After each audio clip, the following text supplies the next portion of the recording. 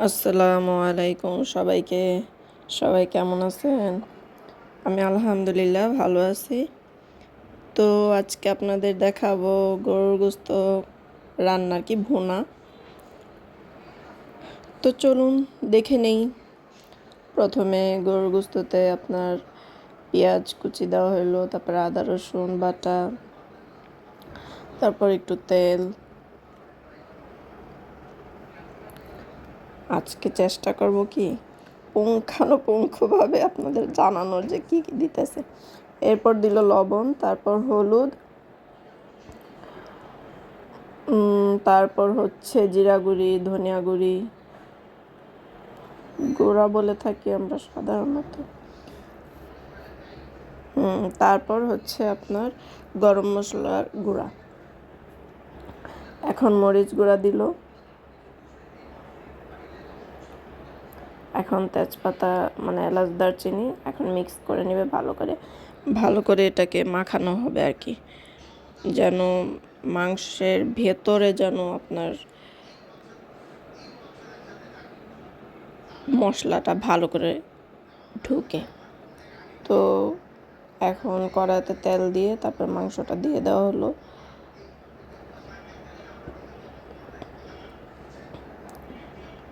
তারপর আজকে দুপুরে কে কি রান্না করছেন জানাবেন। আজকের রান্নাটা একেবারেই শর্টকাট, আর আজকে আমি আপনাদের সাথে শুধু একটা রান্নাই শেয়ার করতেছি। ভাবলাম যে সব সময় তো যা রান্না হয় তাই শেয়ার করি, আজকে না হয় একটাই শেয়ার করি।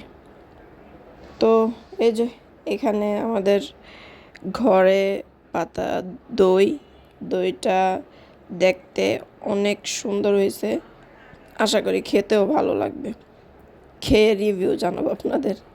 তো এই তো এখানে গোস্তটা প্রায় কষানো হইতেছে আর কি, এখনও কষানো হচ্ছে।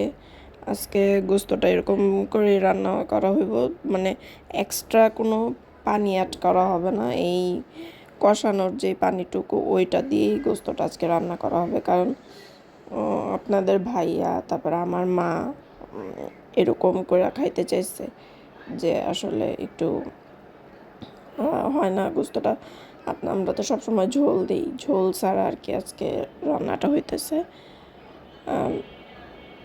দেখতে খুব সুস্বাদু লাগতেছে, খেতেও অনেক মজা হয়েছে অনেক। আপনি তো আর আপনাদের ক্যামেরার বাইরে মানে ক্যামেরার মধ্যে ওই স্বাদটা বুঝাইতে পারবো না, কিন্তু আসলেই অনেক মজা হয়েছে।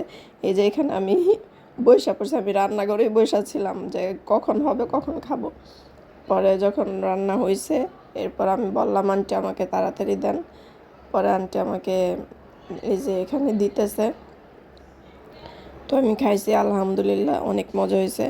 আপনারা বাসায় এভাবে হাতে মাখায়া জাস্ট মানে ওই পানি ছাড়া ঝোল ছাড়া কষানোর মতো করে রান্না করে দেখবেন, অবশ্যই আশা করি ভালো লাগবে।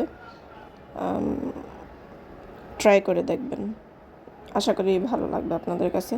তো সবাই ভালো থাকবেন, সুস্থ থাকবেন। আল্লাহ হাফেজ।